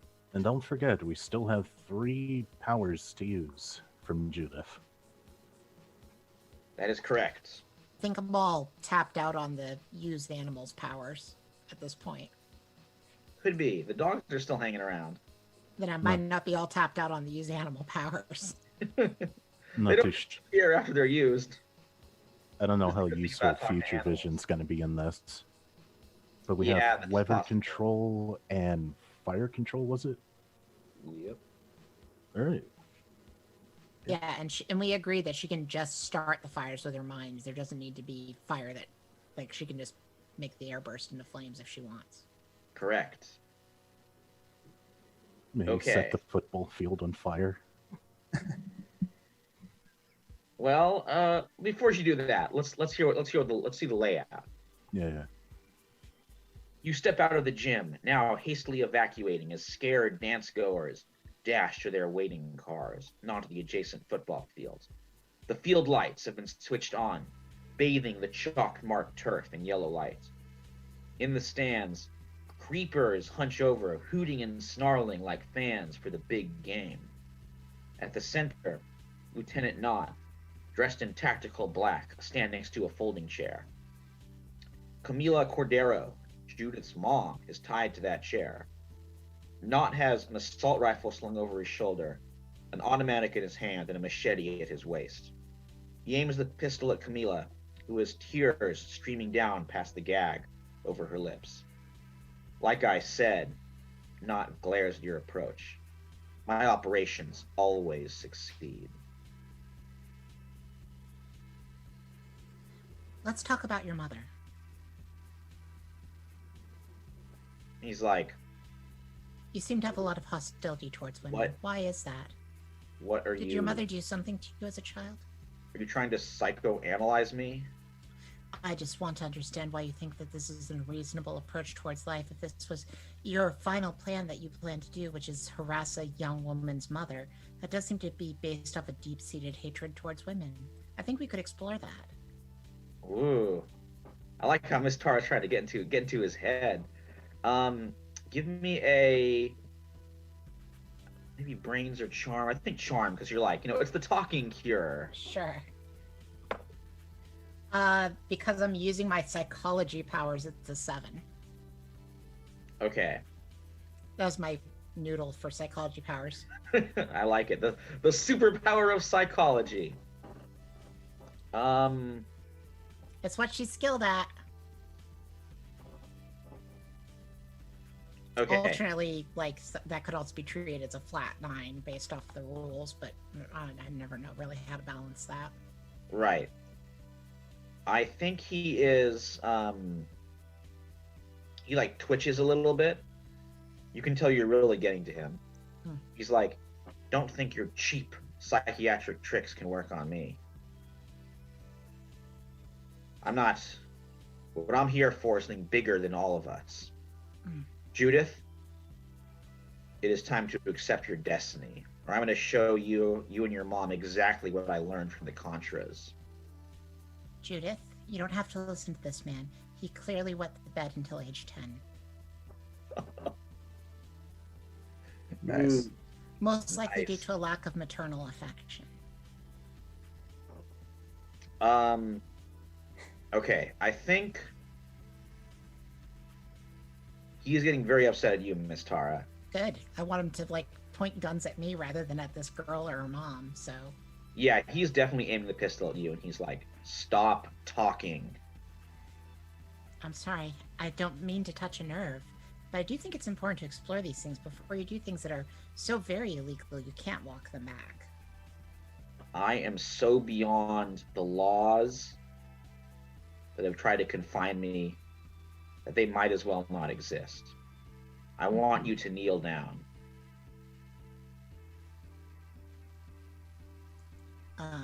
Okay. By the way, I don't understand how this Abraxas thing is supposed to work. When am I supposed to switch it on? Well, as he's saying this, he's like, now Judith, look up and see your destiny. And as you look up at the night sky, there are tentacles reaching down. So there are like maybe a half dozen giant, featureless tentacles of pure darkness stretching out of the sky. They're hard to see because they're the same color as the space between the stars. Just like pure night, but you can see the outlines as they kind of uncoil, and they're like kind of reaching and flickering, waving above Judith. Her like eyes are open and she's staring right at it, and you can tell Abraxas is trying really hard to get in. Camila is like, whining, trying to pull free of her ropes, like if she's trying to get her daughter to not do this, but Judith is definitely transfixed. All right. Meanwhile, Walter and Donovan, you go around the back, you make it into the announcer's booth, you open up the Oswald Bueller Shadow Sentinels and get everything, the pieces out. Walter, what's your next step? And there are all these like creepers that are in the bleachers too. Crud. Okay, if we're gonna do this, we're gonna do it quick. Alright, so Donovan. Mm-hmm. I gotta have some reassurance here. Is this a good idea? What I thought up? Well, right now, it looks like we're outnumbered, so it could be okay. But quickly check to see if you can find anything that would maybe give any boost to our friends on the field, or a possible, like weakness to what's coming. See if there's anything like that's going to tell you what's possibly happening next or something. Like a protection against evil spell or something? That might sum it up, if there's something like that in there. Okay. All right, Walter, go ahead and give me a brains roll to like use this game. All right. And since we're playing Shadow Sentinels at the moment, Walter brought his special dice. So Always good to bring your special dice for a magical role-playing game. So, It's weighted hopefully so this it works. always rolls 20. Oh, what? They're special loaded dice. not so loaded. That's a 9. Hmm. Not in this game, though. Okay. Here's what we'll do. So this is like a protection from evil spell. Cast on who everyone I you- see. Are you casting it like on who are you casting it on in particular? Just like everybody, or what? Well, like a Judah target first of all, Mhm. and then try and get Miss Tara, James, and who else is out there? I mean, her mom is out there. Yeah, her mom, of course. Don't want to forget her mom too. No. Yes, and that's it. It's just Miss Tara, James, and her mom. Okay. So All right. So I think here's what happens. You cast this spell. Yes. Then suddenly you hear a rustling and a screeching, and Donovan, you look out the door and you see a whole bunch of those creepers like charging in. No, they know where you are now. Okay. Walter, keep rolling. I'm gonna try to make sure that you can keep rolling. We're in an announcer booth. Can I grab? Let's see. Can I grab off the wall or something? Ooh. Could I tie 2 microphones together and nunchuck the hell out of some of these things? Oh, absolutely. All right. So that's what I'm going to do. I'm going to be like, I need something to help me out so I don't touch them, so they don't touch me. And that'll give me a little bit of distance and some power hits. All right. Go ahead and roll fight as you make some makeshift microphone nunchucks. Oh boy. That's a 3. I'm protecting Walter, so that gives me a +3 because I have protective. 2 Okay.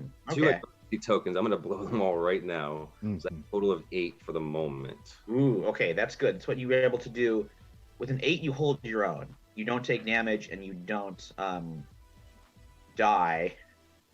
Yeah, these microphones are pretty messed up. However, you're not really making any headway against the creepers. You're like in the doorway. How are you fighting them?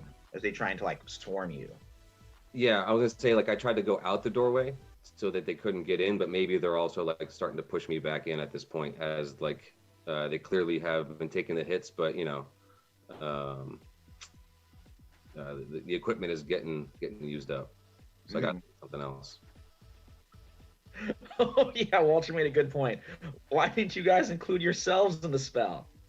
However, don't worry, the spell does have a really good effect. So back on the field, Lieutenant Knott is just pissed. He wants like Judith to get like upset. So he's gonna show her what he learned from the Contras. He takes his machete and swings it down on her mom, going for like a nasty shoulder blow. But then it as it hits her arm, there's a crash and a flash of light, and the machete shatters. The force knocks him down. It knocks Camelia Cordero down and the chair over. She's still tied to it, but she's now like on the side, and Lieutenant Knott is also like over on his side in the grass. James, And the machete is destroyed. It's like the blade shattered. James, do you think you can get to the mother? How far are they? They're. I mean, well, let's say this. Imagine you just got the ball. They're at the touchdown point. Can you run there in time to get to her? Certainly try. All right, this is it. This is your chance to be the star player. Go ahead, get that touchdown. Okay. This would roll flight because you're like running across Ooh. the field there. Okay. Not as greatest, but okay.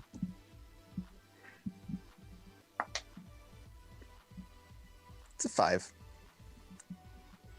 Okay, I think you get to her. However, Not has recovered a little bit by now. Sure. He rushes over and like slams into you. He is going to hit you with the butt of his pistol to try and like put you down. Okay. Go ahead, Miss Tara. I was gonna try to distract him before he attacked James. Oh, okay, yes, please do. There's things I want to do too. Oh yeah, yes, go ahead, go ahead. Okay. Lieutenant Knott. He like looks up from the grass where he's fallen down. I'm taking it that this didn't exactly go as you planned. Do you think that this is because you're a chronic masturbator or that you do a regular amount of masturbation? He just shouts out like, "Stop talking!" I mean, I'm just curious. When you do that, do you think about your mother? Ooh, so you're trying to distract him? Yes, I'm trying to distract him. Oh, okay. So this way, James gets the mom, starts pulling her back. I think James is able to like kind of get her away, but he does like come to he like rolls over. Now he brings out the assault rifle, and he's just like, "Judith, go ahead and stop me," as he like flicks to full auto and aims at all of you guys. And that's when she gets highly concerned about everybody that's about to get shot and says, "Fine. Burn." Whoa. Okay. This is using one of those energy tokens, I think. Yeah, if that's all Felt right. like this was probably coming. Yeah. Great comment from Scooter there about the psychoanalytic warfare that Miss Tara was throwing down there. All right. So bad news for Lieutenant Knott. He like spontaneously combusts. Fire like races out of his uniform. He drops the rifle. He like falls down, starts rolling over and like wailing. However, Judith is using some of Abraxa's power, and as she's doing this, like her hair starts to flow from her head.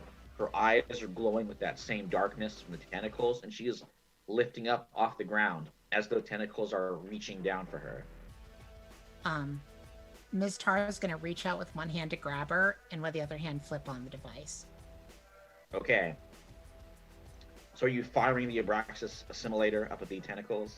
Yeah, I think if it's a beam that actually comes out to shoot at something, she's definitely shooting at the tentacles. Okay, yes, the beam flies up. Go ahead and give me a grit roll to see how long you can hold it. Okay. Oh my god, I just rolled the 20. Hold on. So you know I'm not faking. We believe you, but wow, that is amazing to see. 20. Whoa, natural. Okay, well, go ahead and roll it again. Yep. Sometimes the dice are really with you. I don't know what to say. No, this roll. Okay, this is one of the best that's we've had. only an additional 2, but that brings it to 23. That's still really So I good. get the +1 in grit. So she just like full on just like she's Peter Venkman. I don't know what to say. She just taunted a guy to the point of him like losing his mind. And now she's blasting tentacles in the sky. All part of the fun in Kids on Bikes. Mhm. All right, so how does it look like as you're like blasting up at this thing? I just feel that it's like full on proton pack, right? Like this just stream of blue and pink lightning just blasts up at it, and like where the sky was kind of dark before, it's almost kind of clashed with it, and it's like blown a bit of a hole, like sort of like it's fixing the Terran reality, but because of it, it almost looks like she's destroying the tentacle, even though what she's really doing, I think, is reimposing reality over it. Oh, totally. All right, so yes, the beam is ripping through the tentacles. They're starting to vanish and fall away. Judith like settles down and kind of like lands back on the grass. Her eyes are still dark though. She's gonna need something to pull her back into reality. Oh, and the creepers, Donovan and Walter, they start to like flicker out and vanish one by one as the tentacles are going. Mhm. So the Abraxanite energy is being dissipated, but Judith still needs something to kind of like bring her back to Earth. Can I, by this point, have like untied the mother and like gone her out? And then I would like to just be like, I'm sorry, ma'am, but I think this might be faster, and I'm going to pick her up and rush her to her daughter. Definitely. Well, you put those football skills to use, and I think, I mean, bringing someone's mom to them is the ultimate bring back to Earth move. So you don't need to roll for that. So she rushes over and embraces her daughter. And Judith, like, her eyes flicker back to their normal shade, and she settles back to the ground. And she's breathing heavily, but her mom, like, catches her, and then she's like, oh, it's gone. I think it was, I nearly agreed to it, but it's gone. And then you guys look over and you see one of those strange tentacles stretches in Knott's direction. The solid smoke extends, billowing down to reach for him. His arms open, almost embracing it. He hugs the tentacle. Abraxas, he whispers, I'm yours. Then the tentacle pulls him off the ground into the sky. He makes a noise, somewhere between screaming and laughter, as his limbs jerk and shake wildly. Then he's pulled away and vanishes into the space between the stars. That's not going to end well for him. Well, you're just like, well, good riddance. You guys, you saved the world, and you saved me, and you saved my mom. I don't know what to tell you. I'm just glad that it didn't seem to drain much of my life energy. Ugh, me too.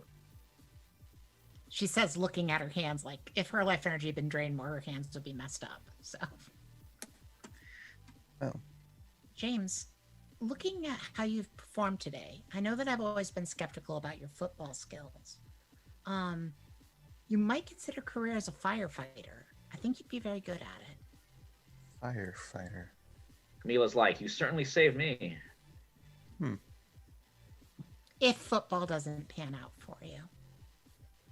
I'll think about it. I mean, that would be pretty heroic. I mean, that's not... Everybody loves firefighters, James. You'd be a real hero. hero. Good point. We love our firefighters. So you guys head back across the lawn. You see, waiting for you by the now empty gymnasium as the police cars start arriving, are your friends. Donovan, Anthony rushes over, definitely checks you're okay, does some, kung fu moves with you. James, Gregory embraces you, and then Walter, Alice Avakian goes over, gives you a big smooch. Donovan, of course, gets a handy Sadie Hawkins smooch from Megan Monaghan, and Kylie Kita also smooches her date, James. Not the best Sadie Hawkins dance, at least, but it sure was a memorable one. Yeah, everyone almost died. Yep. Hey, but Almost. we have to be heroes? Like, isn't that like your guys' games? Isn't that how it works? Yeah, Well- James. That's how it works. We're all heroes. All four of us. I think I like it. I think there's only one way to end this night. And she goes to the boys that are in the band, if they're still around. Mm-hmm. Do you know Any Way You Want It by Journey? And with the street, I mean, I was thinking the We Can Be Heroes would be a good one to end on. Though it is kind of sad. I think the Journey, Heroes is actually a really sad song. yeah. I think Any Way You Want is a much better way to end it. And with those beautiful sounds rocking out through the night, we are going to bring this episode and this arc to a close. Before we go though, let me do a quick check around because we might revisit some of these characters, or we might not, for our final 3 arcs, which will take place in the future year of 2020. Oh man. So let's see what happens to these characters as time goes on. Maybe give me some ideas when I start planning out our modern Kids on Bikes. All right, so let us start with we'll go the opposite way. So Dallas, what do you think happens to Donovan as he grows up? Well, seeing this, I think that he was going to go through the route of practical formal education, getting good job and all that. I think what he does is actually hits the movie career early and gets out early, realizing that every time he beats someone up on set that challenges him against his actual techniques and thinks he can't do what he can really do, and every time he does something he hurts someone else or himself, he realizes that medical is the way to heal and get through everything. So Right. he actually goes back to med school later on Oh, okay. as a late thing, and everyone thinks he can't do it because he's already some kind of Hollywood big shot. So you become like maybe a Dr. Donovan Tran or a Nurse That's what Donovan he's Tran? gonna try to go for in the end. He like I said, he loved his career, but sort of became more of the wiser fighter in the end, not just the brute. Oh, I like that. He can break your bones. He can heal your bones. All right. How about Miss Tara? I know, Kat, you're going to play someone different, I think you said, in the 2020 game. I am. So I think Ms. Tara actually comes out in 2 ways. Number 1, she does come out as a lesbian, but number 2, she also decides it's time for fish people to be out in the open, and she also comes out as a fish person. And they have the saying, "We've got skills, we have gills, get over it." I like it. So she becomes the first sort of proud Piscean American, and starts going on the talk show circuits about it, about how there's more Piscean Americans than people know, and that we've always been regarded as monsters, but we're just like anybody else, except we do have gills, and we gradually turn more and more into fish as we get older. All right. If you're very okay with cool. that I'm throwing this universe definitely just has out and about fish people now. Yeah. No, I mean, I can imagine our universe would have that and be different, but not super different. Yeah. It's not always easy to be a fish person. There definitely is some fish person hate. There's she gets a lot of questions like, how do I know if I'm dating a fish person? And she's like, well, love is love. And does it really matter if they gradually turn more and more into a fish the older they get? And think about it this way. They live to be over 500 years old. And so it's a way that you're always going to be remembered. Good point. All right. I do like that, Miss Tara. How about Marvin? What about Walter Brimson? What has happened to him as the years go on? Oh, after this and discovering, hey, magic exists, Walter's going to explore more of that avenue. I mean, the doc is probably going to need somebody to take over the lab and everything, and Walter really knows this stuff, so he's pretty much the best person to fit the bill.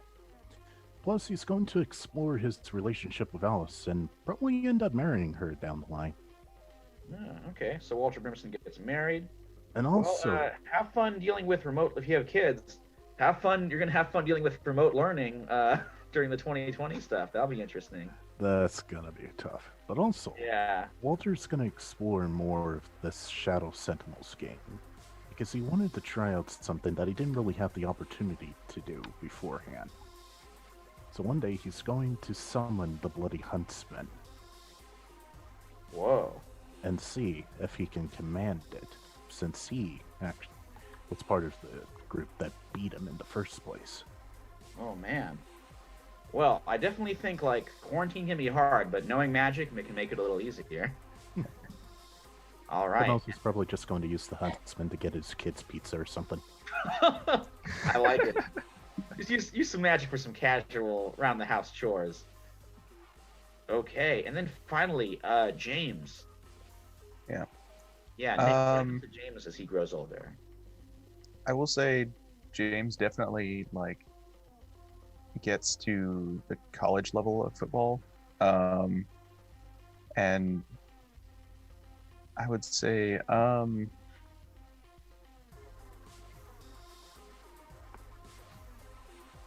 don't know. I don't think no, football doesn't have like a minor league or anything like that. He gets to like he gets like to the training point of actually playing and maybe like gets like a few he does get like one game like actually on the field, but he eventually just like I think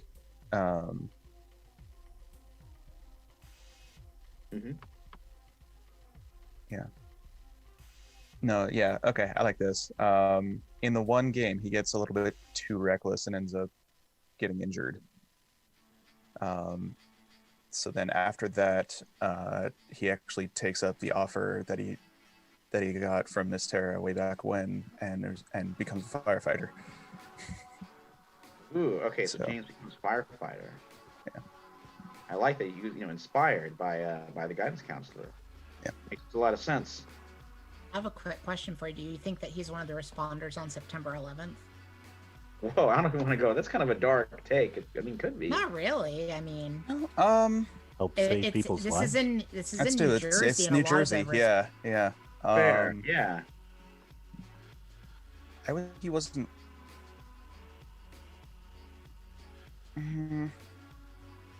See, I'm trying to remember sort of like how, like, because I know like it was mostly like the responders at New York that had a lot of, but I'm guessing New Jersey got in there as well. And like this was back in like junior high for me, so I'm trying to remember this. The firefighters came from all over for it. Yeah, especially out of the tri-state of like New York, New Jersey. I want to say Connecticut was the other one that sent a lot. I think Pennsylvania also sent a lot of people, but definitely New York and New Jersey. Then You gotta remember, Manhattan is really closer to New Jersey than it is to most of New York. Mm-hmm. Then I think,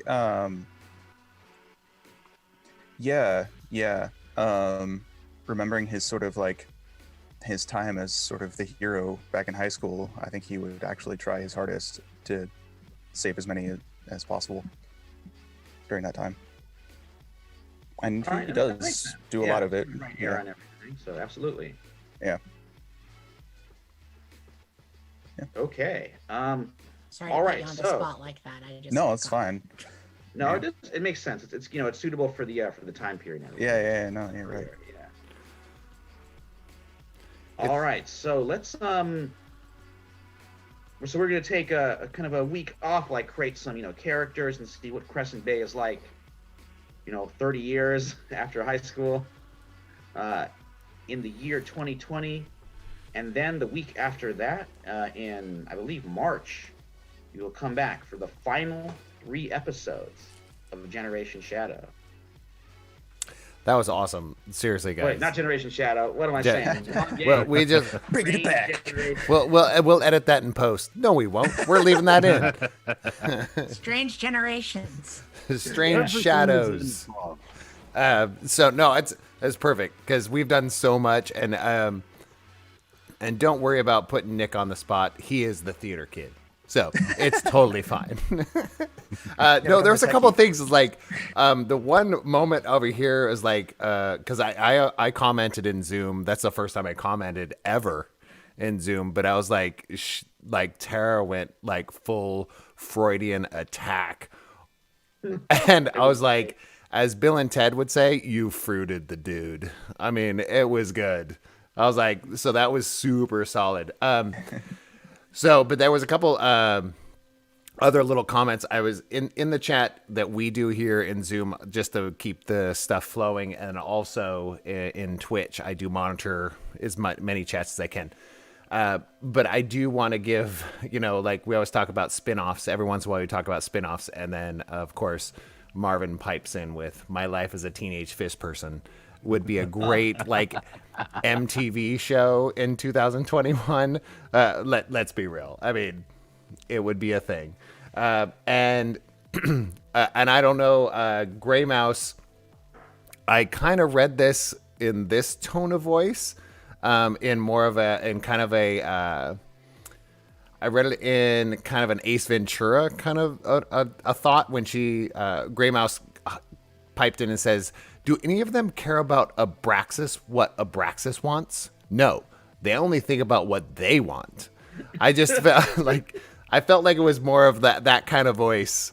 Kind of like, fine, we'll just do whatever you want to do, kind of thing. And I really enjoyed that. And said, yes, that's the right tone. So thank you, Gray Mouse, for that. That was amazing, for putting those in there. And thank you guys for putting these characters together, because this is very nostalgic and awesome. And at the end, when you're talking about putting 9/11 into there, I was like, I think that putting Nick on the spot for that character, I was like, that's pretty dope. Gives you some backstory kind of built in. Yeah. So thanks again. This is again always my favorite arc. I can't wait to see what you guys do for 2020, 2021 kind of esque.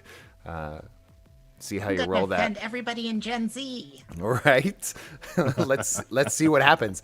But we are going to take a week off because we have to, let Michael do some work. I mean, and give Michael a break. Yeah, we all have real jobs, so we have to do those too. But until then, we'll take a couple weeks off. We'll take next week off, and then we'll be back the following Tuesday. But until then, of course, everyone pull up a chair and make time to tabletop. Thanks, everyone. We'll see you very soon. Good night, everybody. Hail Abraxas.